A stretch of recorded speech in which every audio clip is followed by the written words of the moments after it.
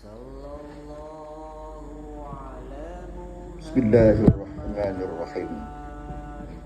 Dan engkau keluar dari solat dan dari munajat kepada Al-Haq subhanahu wa ta'ala, walhal dalam firman-Nya ta'ala, hanya kepadamu kami beribadah dan hanya kepadamu kami meminta pertolongan. Dan engkau keluar juga dari munajat kepada Rasulullah sallallahu alaihi wasallam dengan ucapan engkau, salam sejahtera ke atas engkau wahai Nabi sallallahu alaihi wasallam, dan rahmat Allah subhanahu wa ta'ala dan berkatnya. Hal ini berlaku pada setiap solat. Kemudian engkau keluar melakukan dosa-dosa selepas mendapat nikmat-nikmat yang Allah kurniakan kepadamu. Dihikayat daripada Syekh Abi Al-Hasan As-Sazili, sesungguhnya beliau dikunjungi oleh para fuqaha Iskandariyah dan juga Tuan Qadi. Mereka datang untuk menguji kewalian Syekh. Lalu Syekh telah mempunyai firasat tentang kedatangan mereka. Lalu Syekh berkata, "Wahai fuqaha, adakah kamu solat saja?" Mereka pun berkata, "Wahai Syekh, adakah di kalangan kami ini yang meninggalkan solat?" Syekh berkata kepada mereka, Allah Ta'ala berfirman, "Sesungguhnya manusia dicipta dalam keadaan gelisah. Apabila ditimpa keburukan, dia tidak sabar. Dan apabila diberikan kebaikan, dia menegah, kecuali orang-orang yang solat, yaitu orang-orang yang kekal dalam solat mereka." Syekh bertanya, "Adakah kamu seperti itu?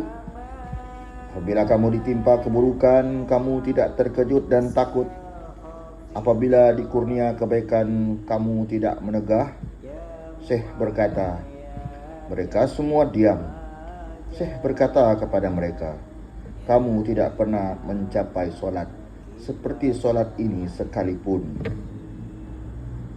Jika dia mengurniakan ke atasmu keinginan bertaubat, maka dengan kurnianya engkau pasti bertaubat kepadanya. Engkau telah melakukan dosa selama 70 tahun. Lalu engkau bertaubat kepadanya dalam satu nafas, maka dia menghapuskan segala yang engkau lakukan dalam tempo itu." Baginda sallallahu alaihi wasallam bersabda, "Orang bertaubat daripada dosanya seperti orang yang tiada dosa baginya." Seorang mukmin setiap kali mengenangkan dosanya pasti merasa sedih, dan setiap kali mengenangkan ketaatannya pasti merasa gembira.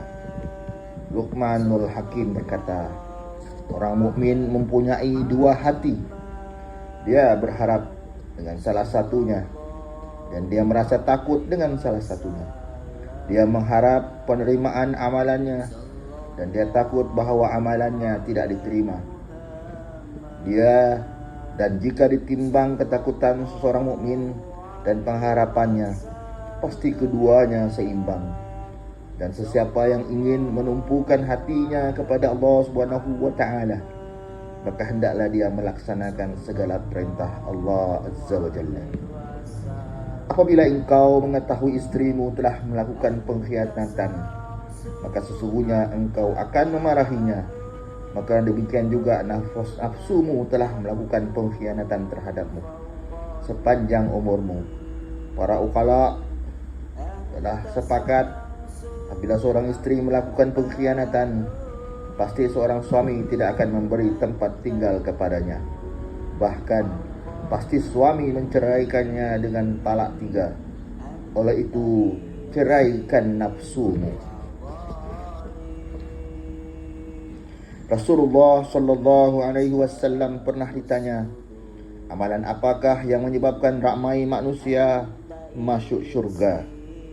Baginda sallallahu alaihi wasallam menjawab, takwa kepada Allah Subhanahu wa taala dan akhlak terpuji. Dan baginda sallallahu alaihi wasallam ditanya juga, apakah yang menyebabkan ramai manusia masuk neraka?